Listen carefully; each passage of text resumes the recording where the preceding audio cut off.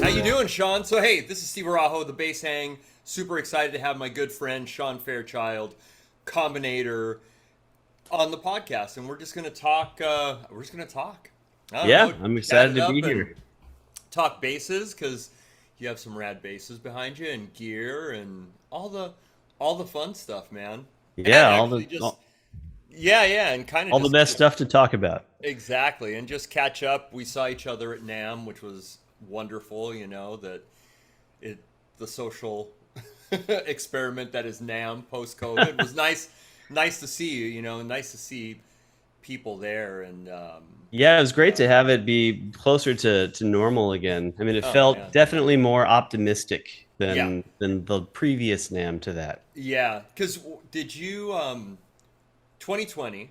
hmm That was the last big one. You were there, right? I think we saw each other I then. was there. I actually played a really cool. I played the bass hang That's right. at, That's right. So we JT Schmidt on Friday night. yeah. So we had that. We had I was responsible for the GNL NAM booth, so that was our 20th or 40th anniversary. So it was the big Leo. Yeah, so that was a crazy. That was an amazing NAM, and then right after it just. Yeah, it just tanked. Yeah, it was. That was like for me, like on a professional level, that was my biggest NAM yet. I had a bunch Yeah, of different performances, and I was doing stuff during the show. I had the showcase thing on Friday night, and it was great. And yeah, it's like riding this high, and then right afterwards, just the world just ended for a little man. while. Did you catch the Namthrax slash COVID that year? Yeah, I mean, I very well may have. Like, Yeah, yeah. I came home and I had a cough that wouldn't go away Hmm. forever, Yeah. and I mean, it was bad enough that that I went to the doctor and they had a chest X-ray, but they were like, "Well, we don't see anything wrong," and I don't know if they just weren't concerned about COVID yet or didn't have a test for it. Or I don't know what Yeah. the deal was, but no one Yeah. ever told me that I had it. But I still suspect it's possible I that I I came home with a version of that. I think so, man. I think that would have been like March-ish, February, March, and that was early. Yeah, it sounds exactly like what I had. Like it was just this chest, weird, not good, and then yeah, and then we know what happened. But it was what it was. And then last year kind of came back, NAM, and then this year was a During little the bit summer. bigger. Yeah, yeah, it was like July. So, anyways, but yeah, man, it was so good to run into you and so good to see everybody. And you were doing a lot of stuff for yourself, obviously, but Bass Musician Magazine also. You do a lot of their videos, a lot of coverage for them. Actually, a Bass Gear magazine. Bass Gear, sorry, my I love bad, the my folks bad. at Bass Yeah, Musician Magazine. They're great. Raul's great. He actually yeah, used to be in Washington, yes, not really close to where I am, but has okay, relocated to Nevada. that's Um, right. Yeah, but yeah, so Bass Gear Magazine, I'm a staff reviewer for them, and nice. I get to write and talk about gear, which it's a subject near and dear to both of our hearts. And Yes. yeah, it's really great. And I do a lot of the like video companions with the reviews that I make Okay. that I write for them. So it's been really fun. It's been a nice thing. I mean, that all kind of spawned from believe it or not, Talkbase. I was just this is like Yeah. back in like 2012 or like 2014 or something like that, Hmm. and I was just pretty much writing reviews just because it's just what I like doing, Yeah. with my spare time. And I wasn't thinking about it in a journalistic sense, but I wrote like a really long comparison of these different gig bags, like the hybrid like hard shell gig bags Sure. were kind of becoming more popular, more common. And Tom Bowless, the editor, saw that and reached out, and I was like, "Hey, you're pretty analytical and you're pretty into gear. You ever want to like write for our magazine? Wow. Let me know." And I was like, "Yeah, what do you Of mean? Like, course. yeah, Yeah. of course I do. That'd be awesome." That's cool. Yeah, I think the mid 2000s, I was pretty heavy into talk bass. Like Like I was Yeah, on there all the that was the time, place. and yeah, and it still is. It's still really good. I mean, It's you know, Yeah, I mean, some people hate it. I mean, a lot of people hate it. I think it has become fashionable to dislike talk bass. yeah, And really, I mean, the main thing for me is I just spend a lot less time on forums in hmm general. But it yeah, still has the best classified section, for buying and selling big gear time, that I'm aware big of. time. I mean, it's Yeah, still like the best place to do that. yeah, especially private, and you're not getting because I use reverb a lot, but I you do too. get charged, all that. But it is a nice thing, and I know with talk bass you have to actually you have to have the subscription, so that kind of validates like somebody's I don't know, yeah, they're not just what is it? What is the other free Like a bot classified? or just somebody off the street. Exactly, or what's the Craigslist kind of thing? You know, like Oh you yeah. know what you're getting. At least this person, then you can see their feedback. So I use, I use Talkbase. You have to be very discerning and kind of go, kind of weed through the comments of, you just have to like, okay, who is really a pro? Who's kind of not really? But I think it's good to look up like if you're, I don't know, a piece of gear. Okay, Yeah. what are people saying about this? And you can kind of go through and you get an idea of, what's good, what's bad Yeah. about it, what people I love mean, about it. it's a repository of information. It's Yeah, like a historical library yeah, of people's thoughts and views on different things, on different players and different pieces of gear and yeah, different, stuff. And so I think that there's value in that, even if you don't like how people approach it or the things people say, or if there's a lot of negativity towards one thing or another, there's still some value in like having a centralized source of information yeah. like that. That's searchable, and so I think that that's worthwhile. What's the biggest one for us, for bass players? Yeah, Like that's the place, and it's that's the nice to place. have that. I mean, guitar players they have gear, but they have too much. Those guitar players give us something. They have enough stuff. They have It's funny. resources I everywhere. do you remember way back? And now I'm just I can't say anything without just like feeling like I'm dating myself or Uh, just feeling old these days. But back before internet forums, yes. really, or Yeah. there was this digest. There was this email digest. And it was all like text. It was all like ASCII characters stuff, and it was called The Bottom Line. Yeah. Did you ever Oh, subscribe to that? I think so. Yes. Yeah. I Was it totally did. I was in college like during those years, was and it yeah, you around? get it. Yeah. Was it like because Bass Frontiers? I get that. Hmm. I remember that because I'm older than you, so I think Bass Frontiers was even maybe a predecessor to that one. Could have But been.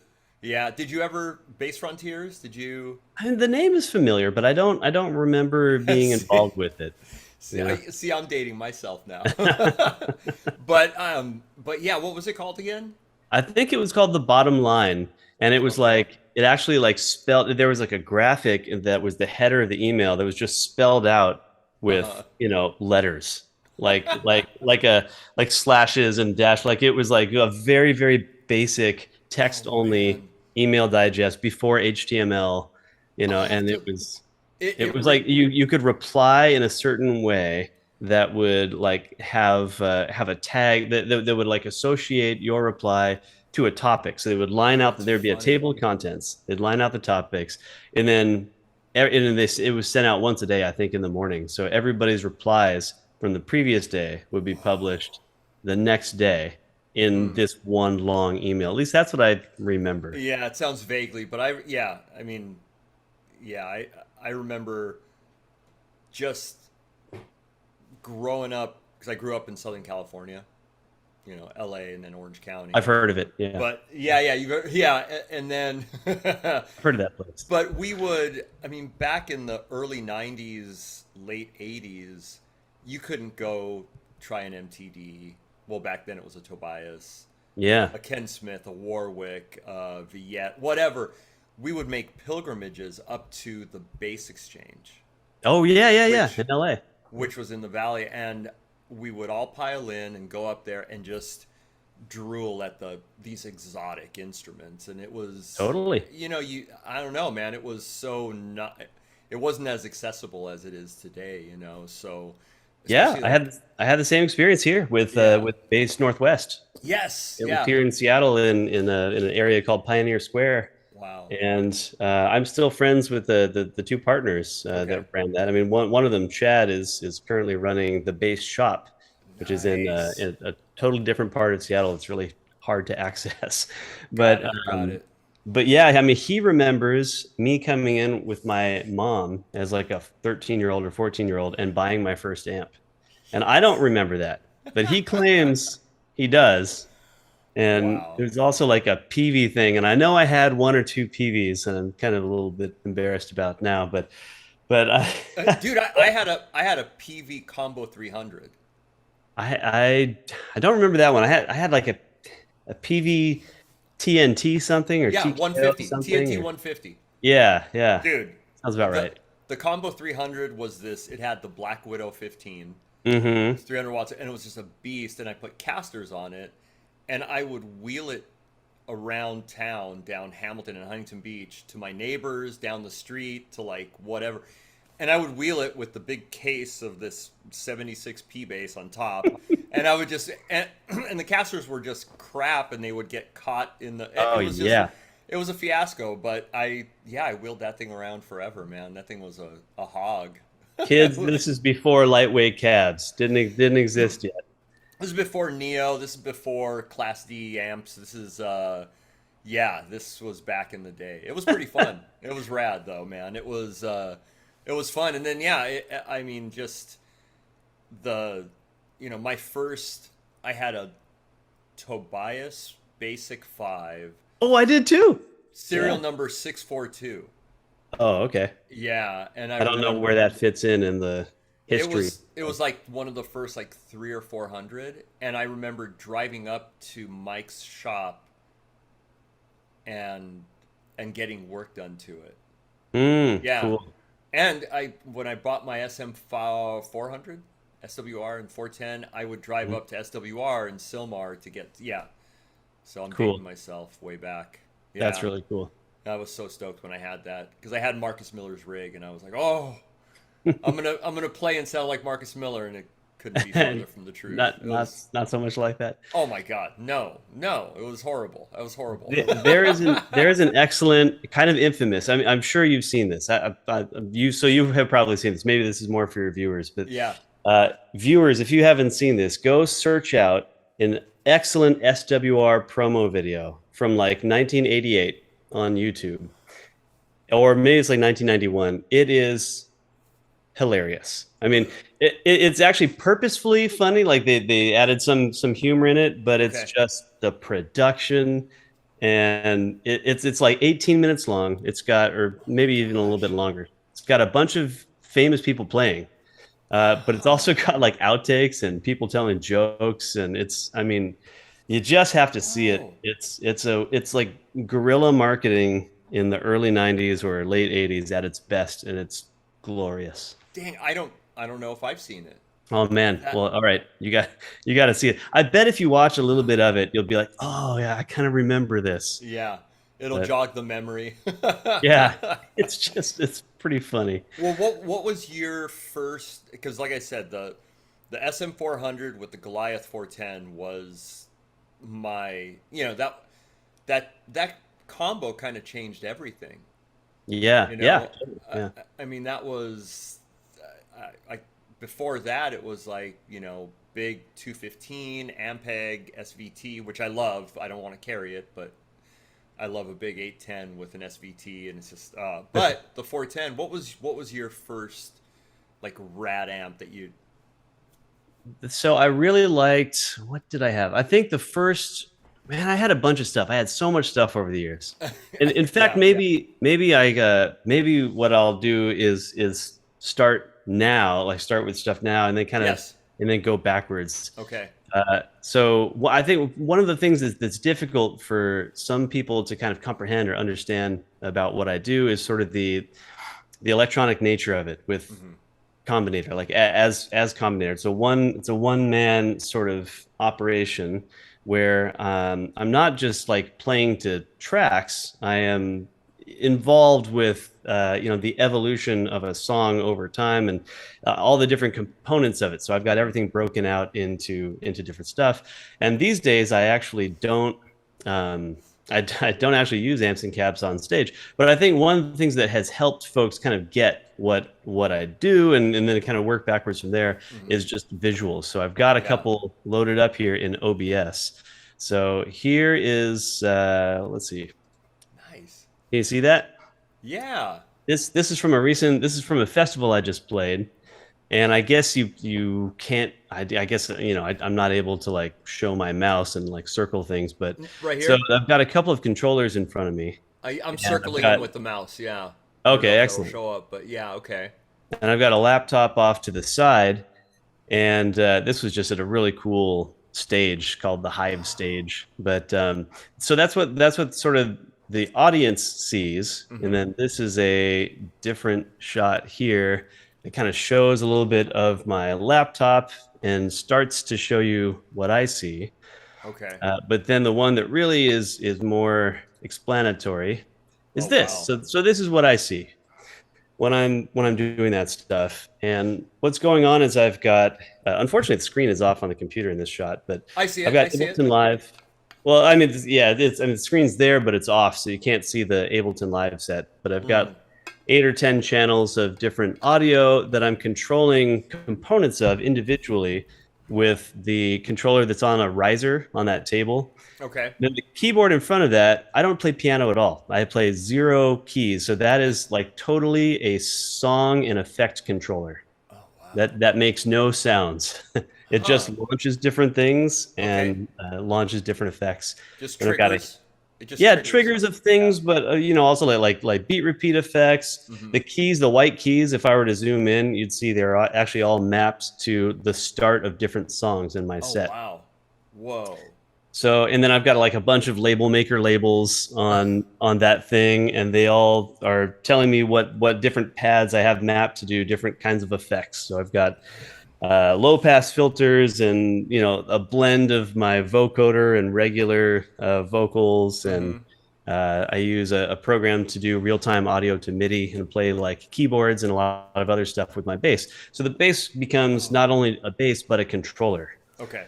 And that's kind of where things are now. And then going backwards, like going way back to the beginning of things. I think I had I think my first pretty decent amp was an Ampeg SVT3 Pro. Nice. And it was in the St. Louis music era, so it had the blue writing on the front. Okay. And I have always been so into gear that even though I didn't know anything about amps, as like it's probably 16 at the time, I took off the top and I noticed that there are these things that I just learned about inside called trim pots, which are little variable resistors. And they have Phillips head, screw tops. So it's like, oh, I can turn that. Yeah. So I turned a bunch of those, and I turned it back on, and it blew up. So, as the electronics folks say, I let the magic smoke out. So I had that repaired, and it took like a month. Yeah, it was like without an amp for what felt like an eternity. Later, I had a GK. What was it? Like a 1001 RB2. Okay. That was really cool. And then the first small amp that I was the first one to answer your question finally that I was really excited about was an Eden. It was like my first small amp. It was an Eden. It was the insides of it were a World Tour 400. It was a WT 400, but it had been upgraded from I think they called it the Highwayman or a WT 300. Yeah. Something like that. So so it had a bigger power section put into it by David Eden. Wow. And that was like the thing that I used all through college and I was really excited about. And I had various cabs. I had like whatever I could find on Craigslist. So I had a bunch of stuff used. I had an SWR 15. Okay. I had like an SWR Working Man's 12, like the original one that I actually installed an external jack into and like a switch, so I could like switch between using it as an external cabinet and a combo amp. So I just used it as an external cabinet a lot of times. Oh my gosh. I had a GK 210. Oh, I had this great Gensbenz cab, this Gensbenz 4x10 that I bought when I don't know how I bought it. I bought it and didn't realize that it didn't fit in my car. And I don't remember how that happened, but I must have bought it and like took it home in somebody else's car or Oh something, my and I god. didn't realize what was going on. And I was living in the dorm at college Okay. my freshman year, and uh, and then I realized I can't transport it anywhere. And then, and like you're saying, it's like the days before like light cabs. It's a big, heavy 4x10 Oh with big man. ports and got casters on it. So I had to sell it like locally, but like hyper locally. Yeah. So like I sold it to somebody like 2 blocks away from the dorm, and I wheeled it through the rickety concrete streets of University District, Seattle, to deliver it to its new home. Oh my gosh, man. Those are the Yeah, I had a days. bunch of stuff, man. Uh-huh. I've just had a ton of gear over the Well, years. well, now like doing the solo bass thing, like when you first started, what kind of drove you to being Combinator what it is now? You know, did you Yeah, because obviously you're a great player. You know the role of traditional. I mean, I don't sure, know, of course, yeah. traditional bass. You know, did you? I don't know. What was the impetus to kind of shift or? It was a really slow evolution, and in Mhm. some ways, it was kind of forced. I mean, I never set out to do that in the first place. Sure. I always liked the virtuoso of the day. Like when Hmm. I started getting really into bass, it was Michael Manring, and Yeah. then Victor Wooten kind of unseated him, and then there's been there's just like a steady succession of Evolution. crazy Yeah. bass players. Yeah. But I mean, I was always playing in bands. I was always Okay. playing with other people. But when I was in, I mean, I guess kind of in retrospect, I can pick out little bits and pieces that may have, helped lead to this. Like when I was in high school, I went to a high school that I was like outside the city limits of the city the high school was in, but the city that it was in was really wealthy. So they had a great like music program, and they had some Okay. of the earliest music technology that anybody had around. So we had like a studio, and we had like some of the very first DAWs. We had like the first Mark of the Unicorn digital performer Yeah. when it was MIDI only. It didn't even do audio. Man. And I had started playing bass around that time, and the band director was very cool. His name was Dwayne Duxbury. He actually came to a show recently, which was really That's cool. so cool. Now, what school was that? This was called Jackson High School in Okay. Mill Creek, Washington. Oh wow. HM Okay. Jackson High School. And so I was playing bass, and there wasn't, there's like me and my rocker friends. I had long hair at the time. We're just totally like, "Ah, fucking school, whatever, dude." Yeah. Oh, I And I feel yeah, that. I've lived it. that was our thing. I mean, this was like Seattle in the mid '90s. Oh. It's great. Oh. Yes. So yeah, so me and my friends were, too electric or too rock and roll for like school band and stuff. Hmm.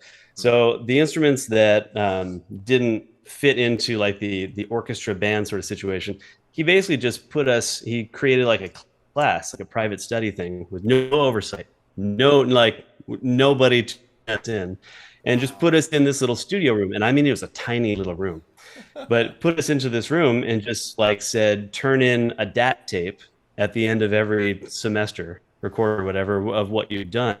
Wow. So we had a Sony DAT recorder for like for the master. Hmm. We had the thing that we recorded to and worked on was an 8-track by Tascam. There's a Tascam DA88 Yep. recorded on high 8 tapes, the same kind that you would use like in a video camera. Yeah.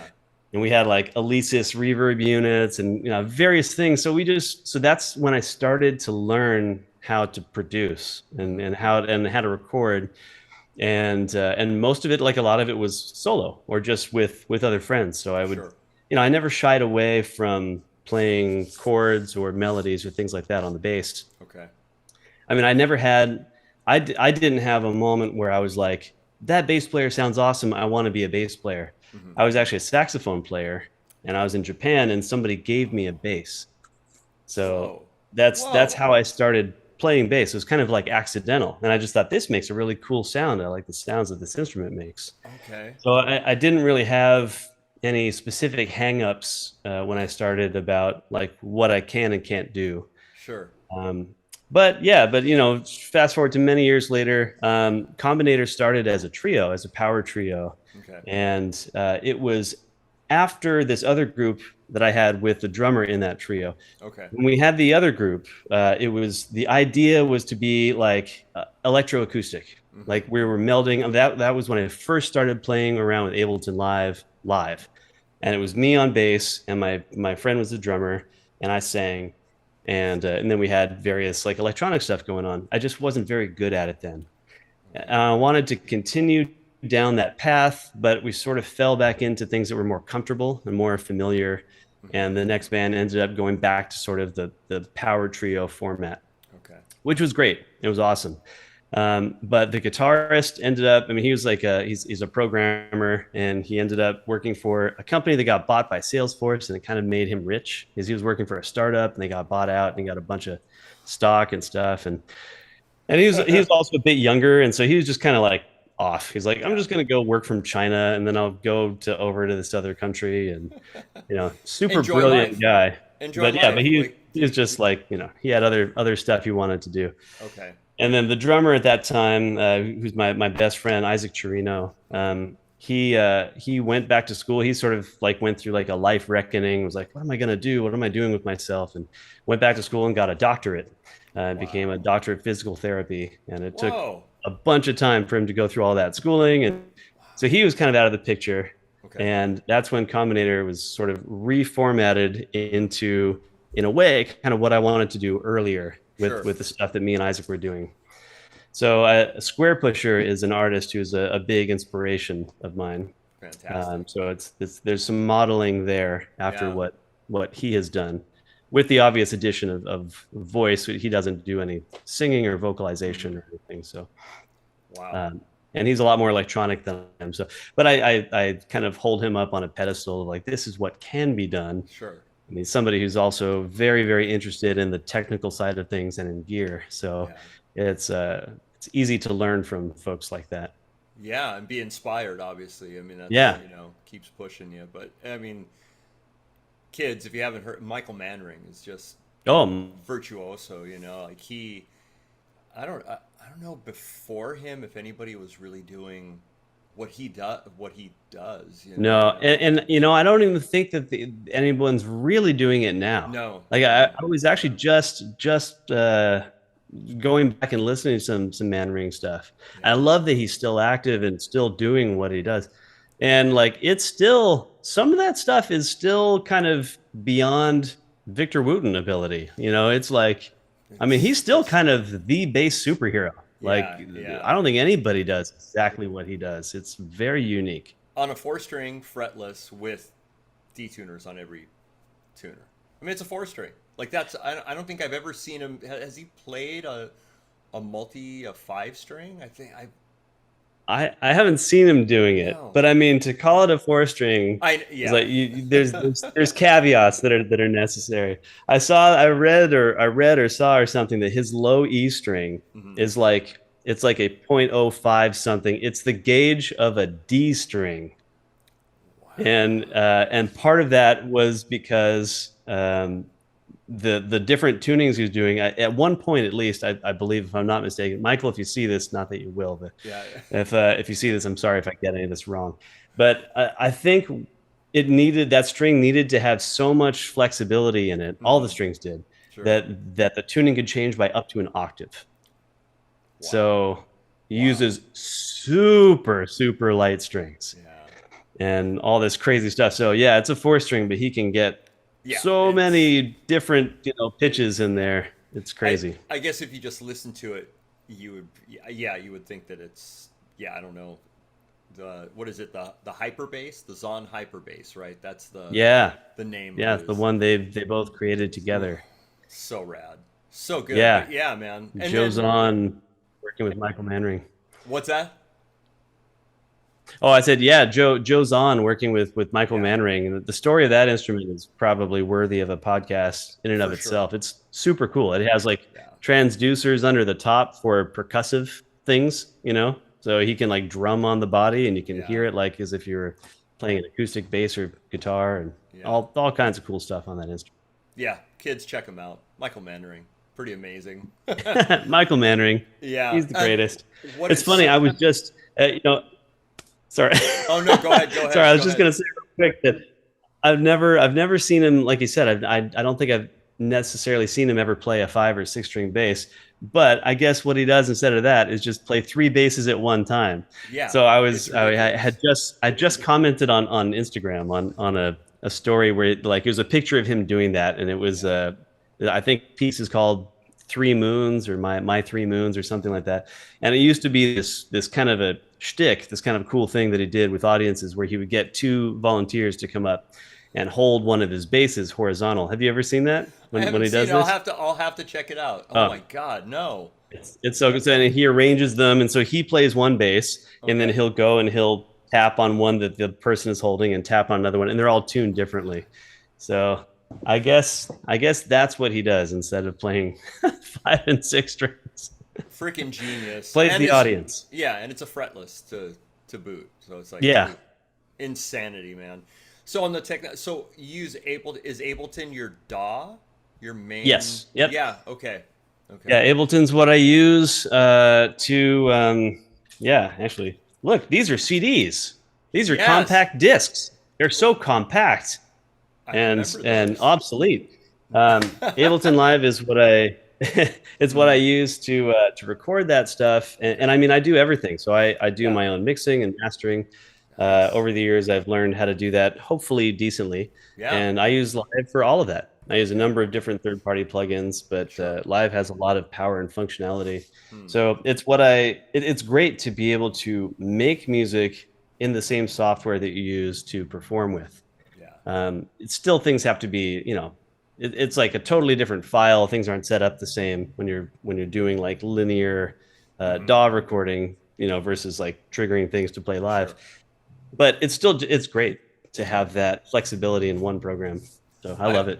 I always tell people. I mean, I don't know. You get a job from a job, but you also learn from something. So I always tell the kids. Now I sound like an old man, but It's like the fifth time we've said that. I know, man. But it's really important to kind of like learn recording, learn gain, learn structure. Oh God, yeah. It's so important even for gigging too, because you kind of the more you know. It's I always say that saying knowledge is good is such a stupid statement because it's so obvious. It's like, of course it is. It's learn not just your instrument, but learn recording. I recently I had somebody that just got into recording, and they're like, man, my bass just doesn't sound good, and we kind of talked through some stuff, and I'm like, well, you've probably never heard yourself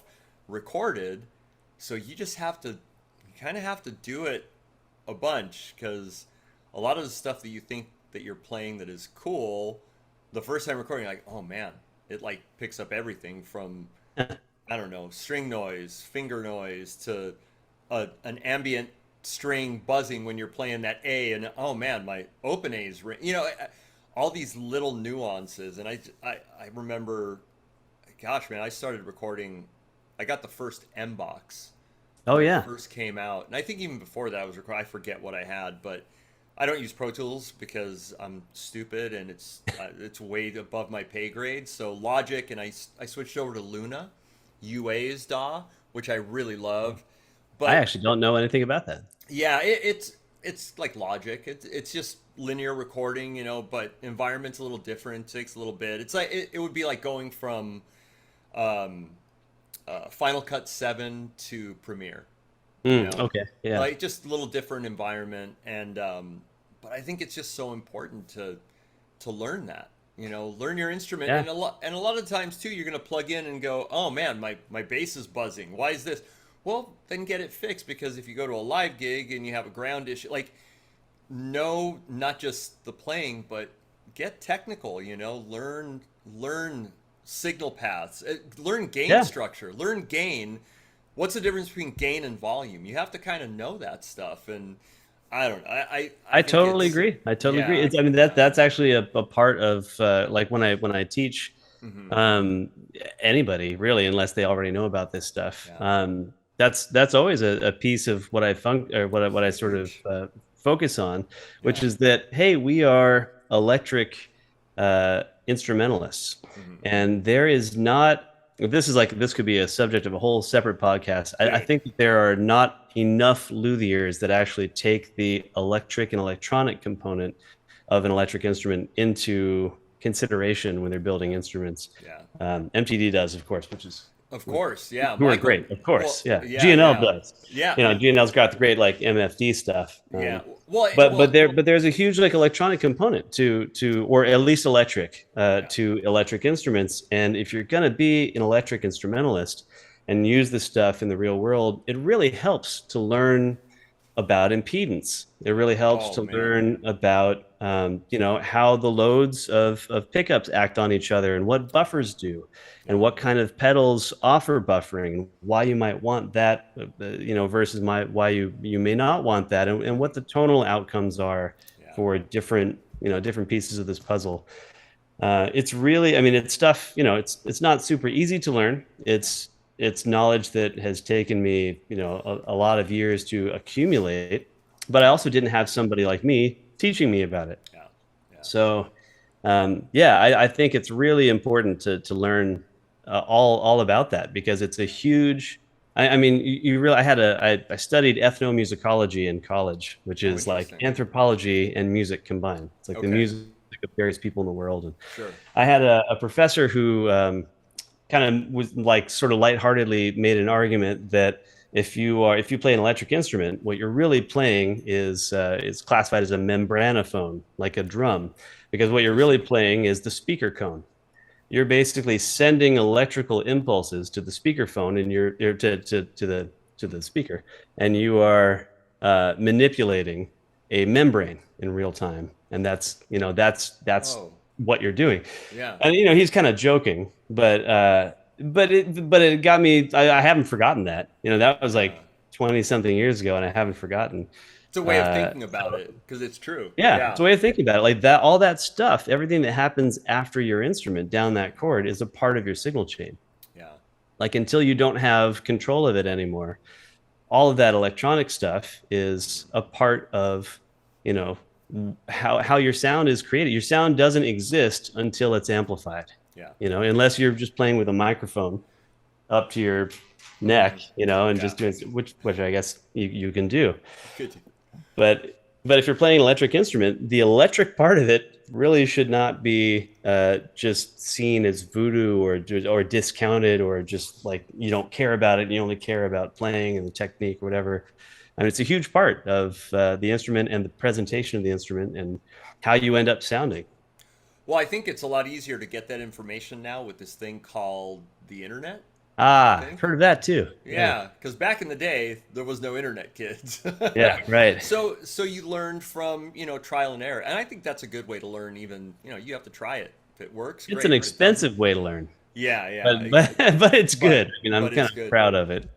It's funny what you say that about the electronics. So I'm fortunate enough, I work at GNL and do some stuff, and I've been in Leo's lab multiple times, and it's a crazy experience. But he has the way that he would test pickups is this thing called the breadboard Hmm. guitar. I don't know if you've seen it.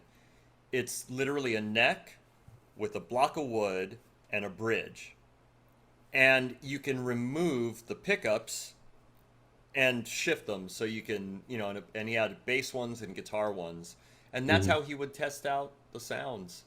So he would just put different pickups and different placements, test it out, and go, oh, that sounds good, that doesn't sound good, we need to do this, we need to do that. And even like Kerry Nordstrand will definitely say, I mean, wood makes a difference for sure, but electronics really, like, that's a huge part of the sound.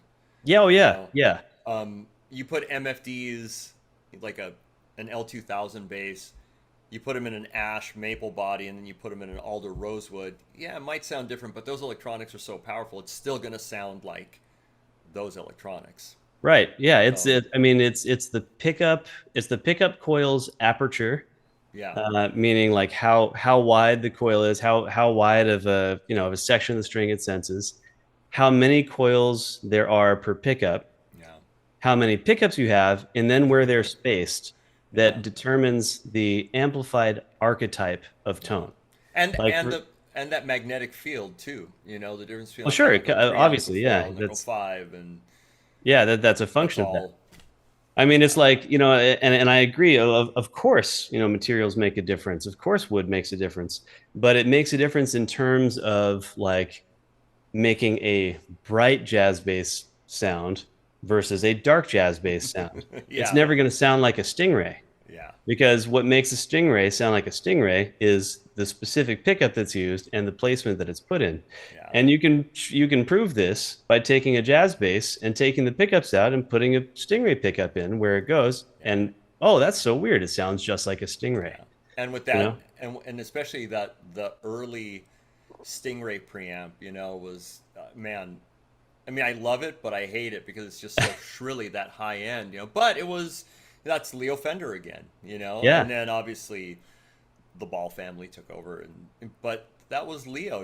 He designed that. It was Yeah, crazy, and man. that was at a Yeah. time before cabs had tweeters. Yes. So Yes. it really made a much more lively sound. Yeah. It was Yeah. really, and from what I understand, from what I hear, he was a little hard of hearing and didn't Yeah. hear high frequencies so well. So, Yeah. so brighter stuff sounded just about right. It sounded good.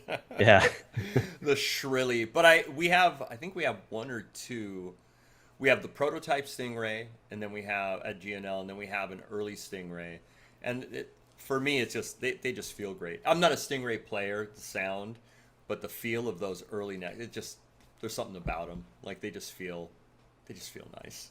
It's the one production bass that I have never owned that I've kind of always kind of wanted to, and just Yeah, just never done it. yeah, I do love the sound of a Stingray. They're heavy. The neck profile is thick. yeah, They're yeah. not exactly what I want in a bass to play, but I Hmm. sure love the sound of them. I know, man. I know. Yeah, they sound good, and there's you can go down the recordings of Stingrays. And it's like, oh, Oh yeah, Lewis Johnson, Pino. I mean, I don't know. That for me, those are the two. I mean, obviously there's more, but yeah.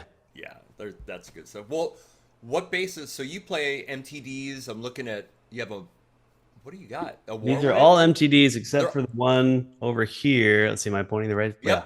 yep. That one is I guess you'd call it a Fairchild. That one I made when I was in high school, Dude. and we had this thing called a senior project where you kind of like interned with somebody in a field that you were interested in and studied. And there's this guy by the name of Dave Bunker who was Okay. a luthier. A lot of luthiers know him. Virtually nobody else does. Sure. Fortunately, he's not with us anymore. But Oh man. he was the guy who created. So he created and had the patent for the two-tech bridge, which was like really hot in the Yep. 90s. And people were Yeah. excited about the two-tech bridge, and touch style instruments. So he had the original Whoa. patent on touch style instruments, and like the stick and war Hmm. guitar and stuff like that. That was all Dave Bunker, and he was doing this Wow. in like the country circuit in the 70s. A really eccentric guy, really interesting dude. But Huh. I interned with him, and I mean, he made a line of guitars and basses too, Okay.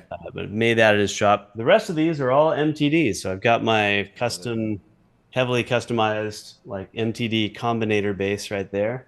It's got the Nightfall fade finish, which is the Love it. first time they've done that, and That's I was rad. really excited about that. They let me name it. I was really happy. Oh.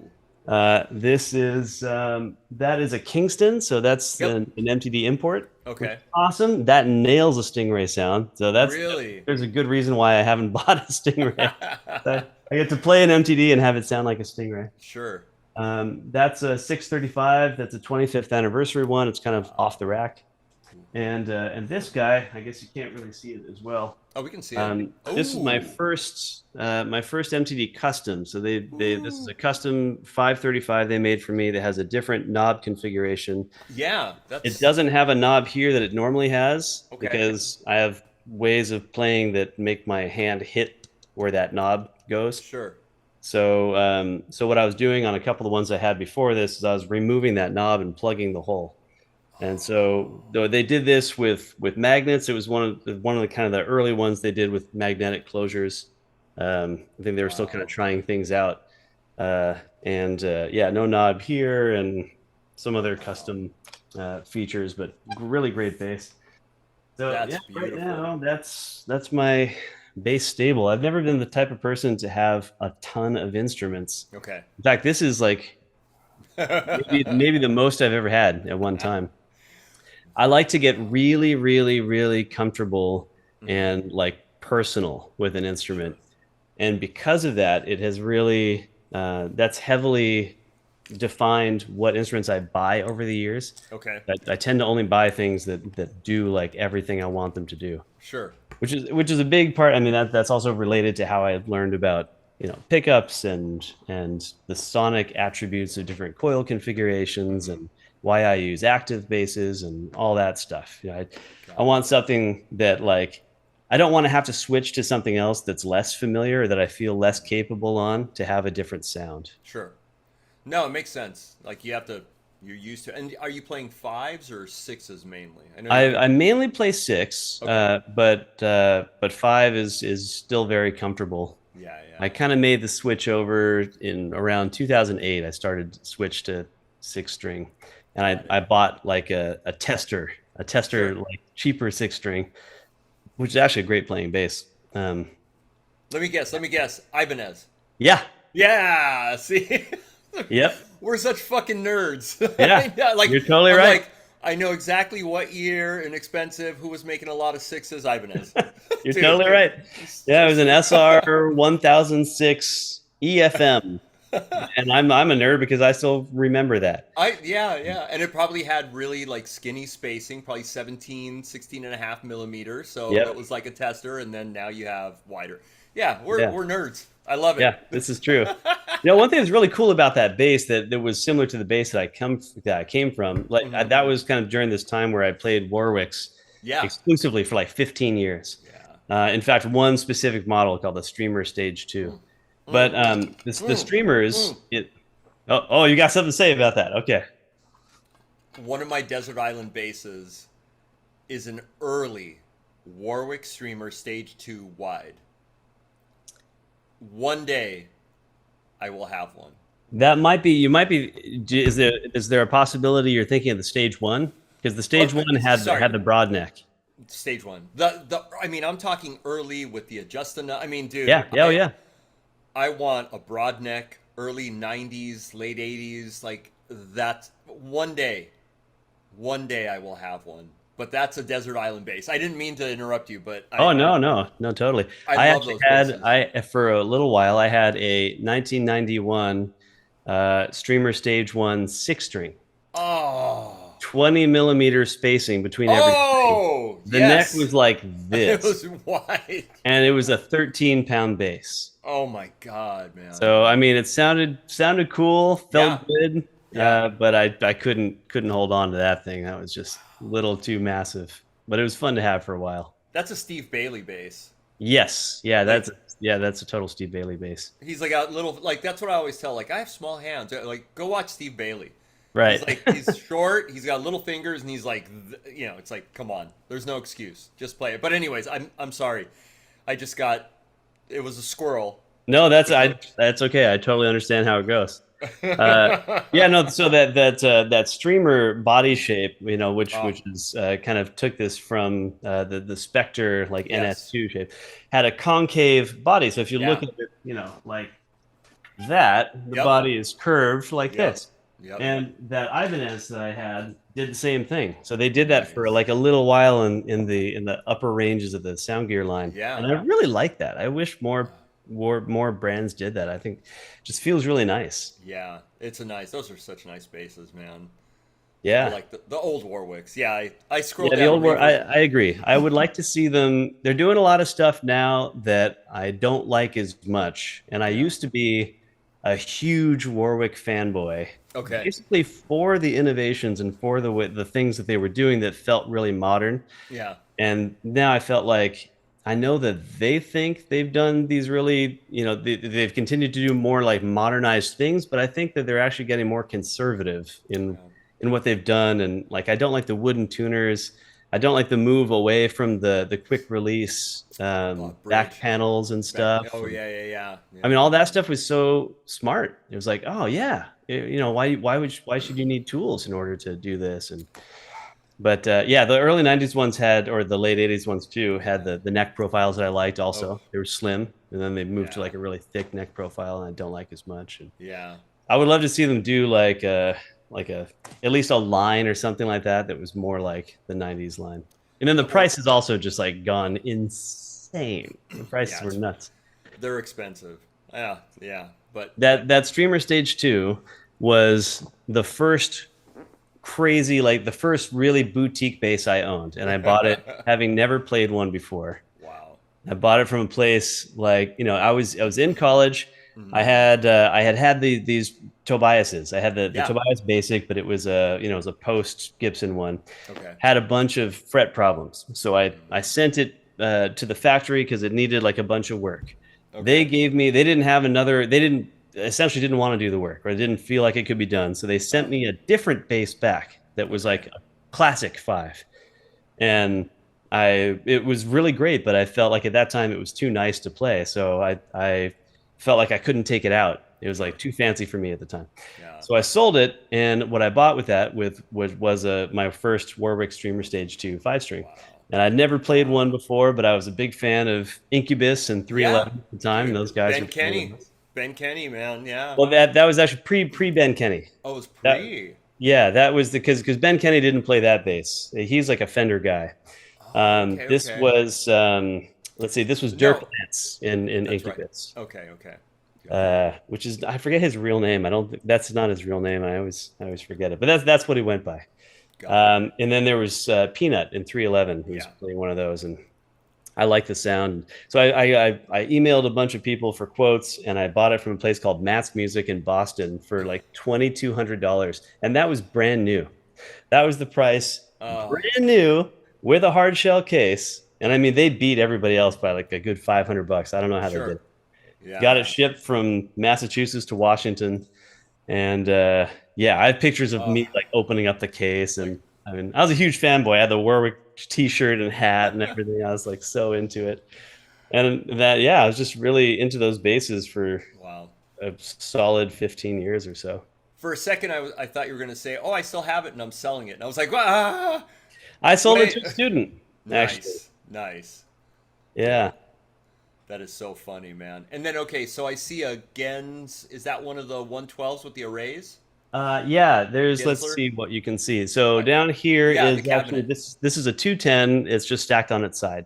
Okay. Yeah, Gensler amplification. That's the amps that I use when I do use amps and cabs, Yeah. which I used to play with other people Got and it. for teaching. So I've got the Magellan 800 head. Nice. This is the bass array 210-3, and then over there in the corner. Actually, I don't think it's in. Oh yeah, you can kind of see. I see it. Yeah, there's a 112. There's the bass array 112. So I And have, but I have, those are both the Series 1 versions. I think mine are first generation, but I have two of the 112 bass array Genslers. I love Yeah. them. I love Yeah, they're them. great. I had 2 before. I actually had 3 at one point, but I sold. I guess the third one was borrowed, or was for a photo shoot or something like Okay. that. But I had 2 and sold 1. Got the 210. They make a great combo together. awesome. Even Yeah. though they're different, cab dimensions and speaker sizes, they actually sound great. So I've never taken the two on a gig because I've never needed to. I just Oh, have wow. two. I only use the one of them. Yeah, they're fantastic, man. They sound so good, and they just have this deep range. They're not shrilly.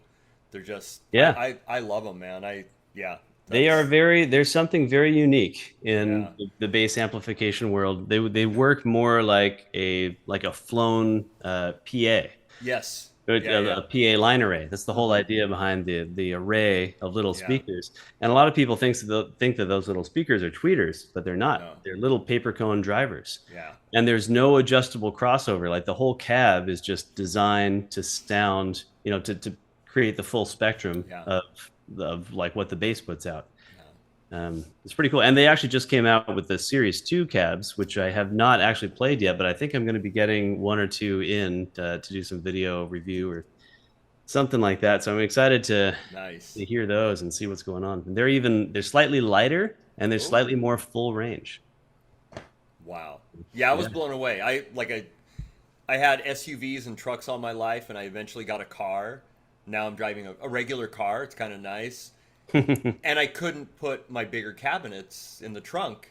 So I was like, okay, I need to get some smaller cabs. And I tried them, and I just was like, these are fantastic. So these go right in the trunk. Boom, they're small, but just they just sound fantastic. They sound Yeah, great. Yeah. yeah, they are great. It's great gear. It's great gear. Nice. Jeff Gensler is a great guy, Yeah. and I'm Yeah. lucky to have a relationship with him. He's a good dude. And Scott Andres also, I should mention Scott. Okay. So the Gensler amplification is really, it's if you include the people that manufacture things, it's larger, but it really comes down to two people. Okay. So Jeff and Scott are the two guys behind that, and they're just awesome. Are Both they excellent in people. Arizona or where are they? New It used to Mexico? be. So Scott Okay. is still in Arizona, and Jeff moved to originally he moved to Brooklyn Okay. and was working there, and I think now he's just across the river in New Jersey. Okay. Cool. But he's in that area. He's got family in that area. Nice.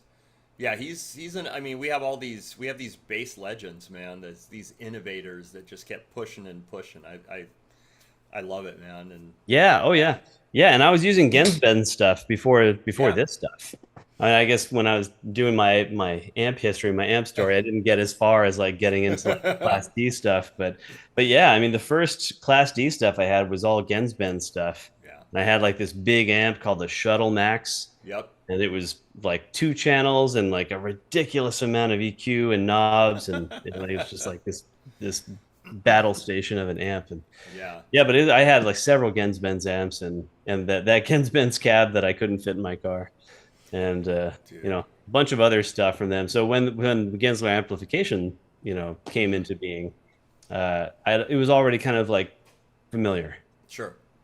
Yeah, he's awesome, man. Right on, man. Well, okay, so where are you playing? Do you have any gigs lined up or anywhere I'm people can see you? playing this Friday. Yeah, I'm playing all over. So I just did a festival that was really great here Okay. in Washington called Any Patch of Grass, APOG. I'm hoping they have me back next year. So Okay. somebody put in a good word for me, please. Yes, And definitely. Well, where can people log on? Do you have a website? yeah, the Do you have easiest a... the easiest way to do it is I should have created a graphic for this. No, I'll get it. It'll be Okay. like if this is you, it's going to be like boop, it'll fly in. All right, cool. I have a way of doing that. All right, very nice. I have a way. I have a Uh, way. Yes.